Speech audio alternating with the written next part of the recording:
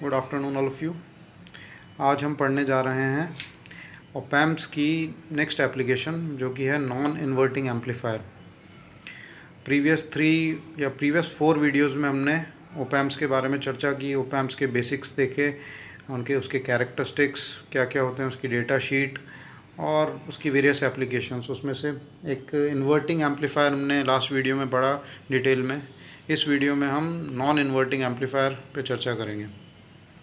Inverting amplifier में क्या था कि जो इन्वर्टिंग टर्मिनल था, मतलब नेगेटिव टर्मिनल था, उस पर हमने इनपुट दिया था, वी नेगेटिव टर्मिनल पे था। इसमें क्या है, सेम वही सर्किट है, बस इनपुट हमने पॉजिटिव टर्मिनल पे दिया है। तो वी की वैल्यू पॉजिटिव टर्मिनल पे दी गई है, मतलब नॉन इन्वर्टिंग टर्मिनल पे दी गई है। RF है हमारा feedback register, R1 input register, और ए नोड है जो कि फीडबैक नोड है। अब नॉन इन्वर्टिंग एम्पलीफायर का गेन निकालना है हमें, तो हम उसके लिए क्या करेंगे, पॉइंट ए पे KCL लगा देते हैं। सिंपल सा लॉजिक है, या तो आप KCL लगाओ या वोल्टेज डिवाइड कर लो, दोनों में से कुछ भी कर सकते हैं। तो हम KCL लगा देते हैं नोड ए पर वोल्टेज की वैल्यू है VA। अब इस पे KCL की इक्वेशन लिखते हैं, तो VA minus ground upon resistance R1 plus VA minus V0 upon RF feedback resistance, voltage difference upon resistance is equal to current, और current sum is equal to 0। ये KCL होता है। अब थोड़ा सा सिंप्लीफाई करते हैं, तो सेकेंड वाली टर्म को लेफ्ट साइड में राइट साइड में ले जाते हैं, तो क्या हो जाएगा, VA upon R1 is equal to V0 minus VA upon RF। अब हमने लास्ट वीडियो में पढ़ा था वर्चुअल शॉर्ट या वर्चुअल ग्राउंड कंसेप्ट क्या होता है, कि इन्वर्टिंग टर्मिनल और नॉन इन्वर्टिंग टर्मिनल पे वोल्टेजेस इक्वल होते हैं। उसी कंसेप्ट को यूज़ करते हुए VA की जो वैल्यू होगी वो VI जो इनपुट वोल्टेज है उसके इक्वल होगी। तो हम इसको सब्स्टिट्यूट कर देते हैं ऊपर वाली इक्वेशन में, तो क्या आ जाएगा, VA की जगह VI आ जाएगा। VI upon R1 is equal to V0 minus VI upon RF। इसको थोड़ा फर्दर सिंप्लीफाई करेंगे और सारा VI वाली टर्म एक साइड ले जाएंगे या V0 वाली टर्म एक साइड ले जाएंगे, और उसको आगे लिखेंगे तो V0 is equal to RF plus R1 upon R1 into VI, या V0 अपॉन VI की वैल्यू आ जाएगी 1 plus RF upon R1। V0 upon VI होता है गेन, तो वोल्टेज गेन हो गया नॉन इन्वर्टिंग एम्पलीफायर का 1 plus RF upon R1। Gain की वैल्यू हो गई 1 plus RF upon R1। Inverting amplifier में क्या था, गेन की value minus RF upon R1।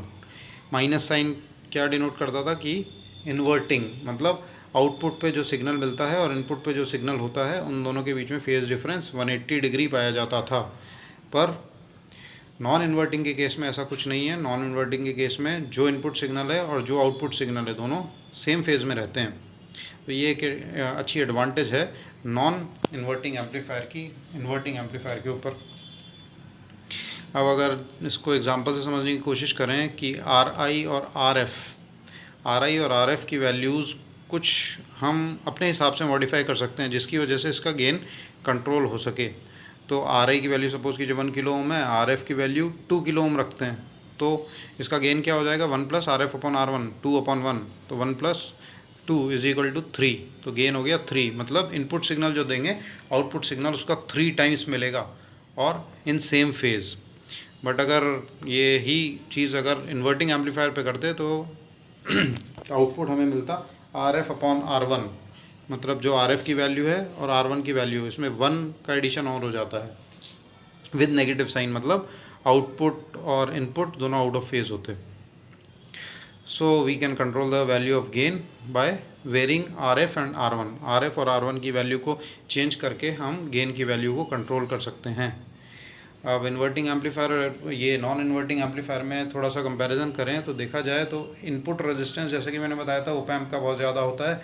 Non inverting के केस में Rin या Zin is somewhat equal to infinity, या बहुत इन्फिनिटी के आसपास होता है। बट अगर यही हम इन्वर्टिंग के केस में देखा जाए तो R1 की वैल्यू और इनपुट इम्पिडेंस की वैल्यू इज समवॉट इक्वल, तो वो इन्फिनिटी के बराबर नहीं होती। Rin मतलब जो इनपुट रेजिस्टेंस है या जेड इन जो इनपुट इम्पीडेंस है वो R1 रजिस्टर के इक्वल होता है। इसलिए आर ये नॉन इन्वर्टिंग एम्पलीफायर की एक एप्लीकेशन होती है कि बफर या वोल्टेज फॉलोअर की तरह यूज़ कर सकते हैं हम इसे। जब अगर RF और R1 की वैल्यू को चेंज करवा के हम गेन की वैल्यू को चेंज कर सकते हैं, तो RF की वैल्यू को सपोज करते हैं हम शॉर्ट सर्किट कर देते हैं और RI की वैल्यू को ओपन सर्किट कर देते हैं, तो RI तो ओपन सर्किट हो गया और RF शॉर्ट सर्किट। कहने का मतलब जो इनपुट पे वोल्टेज होगी वही आउटपुट पे वोल्टेज मिल जाएगी। इसलिए हम इसे कई बार वोल्टेज फॉलोअर भी कहते हैं। और अगर आउटपुट पे कोई वोल्टेज चेंज नहीं है तो जैसा सिग्नल हमने इनपुट पे रखा वैसा ही हमें आउटपुट पे मिल गया, but with some finite delay. इसलिए इसे हम बफर के तौर पे भी यूज़ में ले सकते हैं। इसे बफर एम्पलीफायर भी कहते हैं। मतलब जो सिग्नल को डिले प्रोवाइड करे, थोड़ी सी देर के लिए रोक के रखे, वो बफर कहलाता है। इनपुट और आउटपुट जैसे कि आप समझ सकते हैं, ये एक साइनोसॉइडल सिग्नल है, ये इनपुट सिग्नल और आउटपुट सिग्नल हमको एम्पलीफाइड वर्जन मिल रहा है इसका, बट सेम फेज़ में है। यही नॉन इन्वर्टिंग एम्पलीफायर के तौर में काम में ले रहे हैं। इन्वर्टिंग में बस आउट ऑफ फेज़ हो जाते हैं। तो ये तो रही बात कि नॉन इन्वर्टिंग एम्पलीफायर और उसको कहाँ कहाँ यूज़ कर सकते हैं, उसका गेन की वैल्यू कैसे निकालें। बड़ा सिंपल सा कॉन्सेप्ट है। एक बार वापस आप देख लीजिए, KCL लगा दिया ए नोड पे, वर्चुअल शॉर्ट का एप्लीकेशन किया तो क्या हुआ, VA की वैल्यू VI के इक्वल हो गई। उसको जैसे पुट करेंगे गेन की वैल्यू आ गई V0 upon VI is equal to RF upon R1 plus 1। वहाँ पे वैल्यू RF और R1 की चेंज करके हम अकॉर्डिंगली गेन की वैल्यू को वेरी करवा सकते हैं और C के हिसाब से हम डिफरेंट एप्लीकेशंस में नॉन इन्वर्टिंग एम्पलीफायर को काम में ले सकते हैं। That is all for non inverting amplifier. Next video में कोई और एप्लीकेशन पर चर्चा करेंगे। Thank you for listening.